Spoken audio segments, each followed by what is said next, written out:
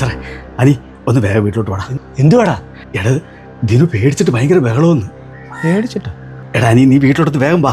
നീ സംസാരിച്ച് ചിലപ്പോൾ ശരിയാകും. നാസറേ നീ കൂടെ വന്നേ. എടാ അവനെന്തുവാ ശരിക്കും സംഭവം? അജി മരിച്ചതിന് ശേഷം അവന് ഭയങ്കര പേടിയാ. ആ അവനൊരു വല്ലാത്ത അവസ്ഥയല്ല ഇപ്പം പോകുന്നത്. അജി എപ്പോഴും കൂടുണ്ടെന്നാണ് പറയുന്നത്. എന്നിട്ട് പാതിരാത്രി ആകുമ്പോൾ എണീറ്റിട്ട് ഭയങ്കര കരച്ചില. എന്നിട്ട് ഇവിടെ ഒരു മൂലയ്ക്ക് പോയിരുന്നു പേടിച്ച് പറിച്ചിരിക്കുന്നു.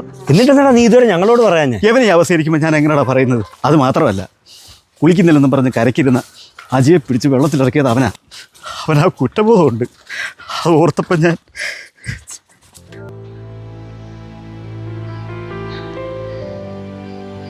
എന്തൊക്കെയാടാ ദൈവം നീ പറയുന്നത്?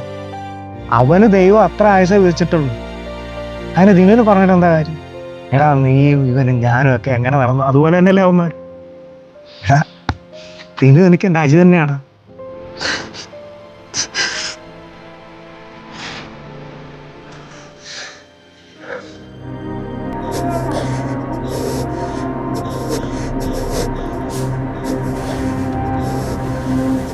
ദിനു